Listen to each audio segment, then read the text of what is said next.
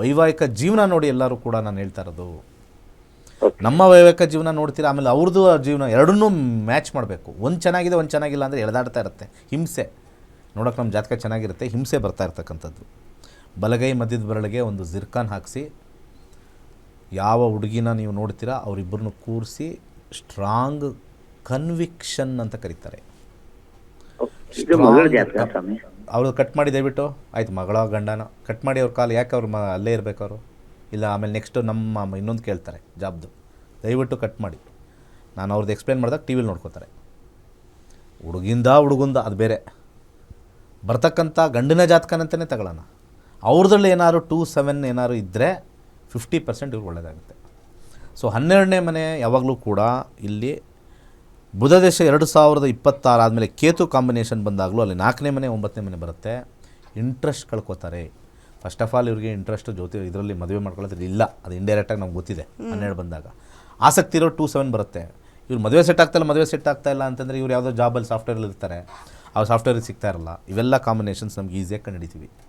So ಯಾಕೆ ಜ್ಯೋತಿಷ್ಯನ ಕೇಳಬೇಕು, ಯಾಕೆ ಯಾವಾಗಲೂ ಕೂಡ ಮದುವೆ ಯಾವಾಗಾಗುತ್ತೆ ಅಂತ ಕೇಳ್ತೀರಾ ಪೋಷಕರು? ವೈವಾಹಿಕ ಜೀವನ ಚೆನ್ನಾಗಿದೆಯಾ, ಅದನ್ನು ಚೆನ್ನಾಗಿ ಮಾಡ್ಕೊಳ್ಳೋಕ್ಕೆ ಏನು ಮಾಡಬೇಕು ಅನ್ನೋದು ಕೇಳೋದು ಬಿಟ್ಬಿಟ್ಟು ಯಾವಾಗತ್ತೆ ಯಾಕೆ ಊರಿಗೆ ತೋರಿಸ್ಬೇಕಲ್ಲ, ನೀವೆಲ್ಲ ಊರಿಗೆ ತೋರಿಸ್ಬೇಕಲ್ಲ. ಕಿತ್ತೋದಾಗಲೂ ಊರಿಗೆ ತೋರಿಸ್ತೀರಾ, ಸೆಟ್ ಆದಾಗಲೂ ಊರಿಗೆ ತೋರಿಸ್ತೀರಾ, ಎರಡೂ ಒಂದೇ. ಯಾವಾಗಲೂ ನಾನು ನೋಡಿದ್ದೀನಿ ಇವತ್ತಿನ ಕಾಲದಲ್ಲಿ ಎಲ್ಲರಿಗೂ ಕೂಡ 1ನೇ ಮನೆ 6ನೇ ಮನೆ 10ನೇ ಮನೆ ನಡೀತಾ ಇದೆ. ಯಾಕೆ ಇದನ್ನು ಹೇಳ್ತಾ ಇದ್ದೀನಿ ಮಾತು ಅಂತಂದರೆ, ಪ್ರತಿಯೊಬ್ಬರು ದುಡಿಯೋಕ್ಕೆ ಕಳಿಸ್ತಾ ಇದ್ದಾರೆ. ಆ ದುಡಿಯೋಕ್ಕೆ ಹೋಗ್ತಕ್ಕಂಥ ವಿಚಾರದಲ್ಲಿ ನಮಗೆ ಬಾಂಧವ್ಯನ ಬೆಳೆಸ್ತಾ ಇಲ್ಲ. ಅಲ್ಲಿ ಗ್ರಹಗಳ ಕಾಂಬಿನೇಷನ್ನು ಕೂಡ 1ನೇ ಮನೆ 6ನೇ ಮನೆ 12ನೇ ಮನೆ ಬರುತ್ತೆ, ಬಾಂಧವ್ಯ ಬರಲ್ಲ. ಅವನದು ಸ್ಯಾಲ್ರಿ 10,000 ಕಮ್ಮಿ ಅಂತ ಎಷ್ಟೊಂದು ಜನ ರಿಜೆಕ್ಟ್ ಆಗಿದ್ದಾರೆ. ನನ್ನ ಹತ್ರ ಯಾರೋ ಒಬ್ರು ಬಂದಿದ್ದು, ತುಂಬ ಚೆನ್ನಾಗಿದೆ ಅಮ್ಮ ನಿಮ್ಮದು ಚೆನ್ನಾಗಿ ತೋರಿಸ್ತಾ ಇದೆ, ಅವ್ರದ್ದು ಬಂದಿದೆ, ಈ ಥರ ಸಿಗೋದು ಕಮ್ಮಿ ಅಂದರೆ, ಇಲ್ಲ 10,000 ನನಗಿಂತ ಕಮ್ಮಿ, ಗಂಡದು ಯಾವಾಗಲೂ ಜಾಸ್ತಿ ಇರಬೇಕು. ಅದನ್ನು ಅವ್ರಿಗೆ HR ಹೋಗಿ ಕೇಳಿ, ಆ ಕಂಪ್ನಿಗೆ ಕೇಳಿ.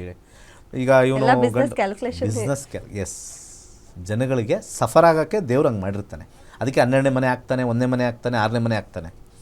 ಜಸ್ಟ್ 10,000 ರೂಪಾಯಿಗೆ ಕ್ಯಾನ್ಸಲ್ ಮಾಡ್ಕೊಂಡಿದ್ದಾನೆ. ನನ್ನ ಹತ್ರ ಕನ್ಸಲ್ಟೇಷನ್ ಬಂದು ನಾನು ಹೇಳಿದೆ, ಬೇಡ ಏನು 10,000, ನಾಳೆ ನಿಂದೇ ಕೆಲಸ ಹೋಯ್ತಲ್ಲಮ್ಮ, ಅವನು ಇವಾಗ ನಿನ್ನ ಮೇಲೆ ದಬ್ಬಾಳಿಕೆ ಮಾಡ್ಬೋದಲ್ವಾ. ನಂದು ಅಟ್ಲೀಸ್ಟು 80,000 ಬರ್ತಾಯಿತ್ತು, ನಿನ್ನ 90,000 ಬರ್ತಾಯಿದೆ, ಇವಾಗ ನಿನ್ನ 90,000ನೂ ಕಳ್ಕೊಂಡು ನಂದೇ 80,000 ಗ್ರೇಟ್ ಅಂತ ಅಲ್ಲಿ ಮಾಡ್ಬೋದಲ್ಲ. ಪೋಷಕರು ಫಸ್ಟು ಮಕ್ಕಳಿಗೆ ಟ್ರೈನಿಂಗ್ ಕೊಡೋದನ್ನು ಸ್ಟಾರ್ಟ್ ಮಾಡಿ.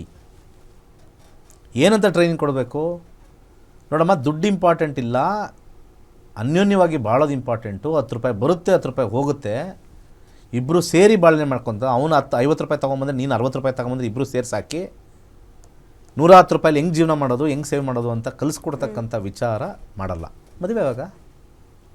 ಬಟ್ ಎಲ್ಲರೂ ಎಜುಕೇಟೆಡ್ ಥರನೇ ಮಾತಾಡ್ತಾರೆ.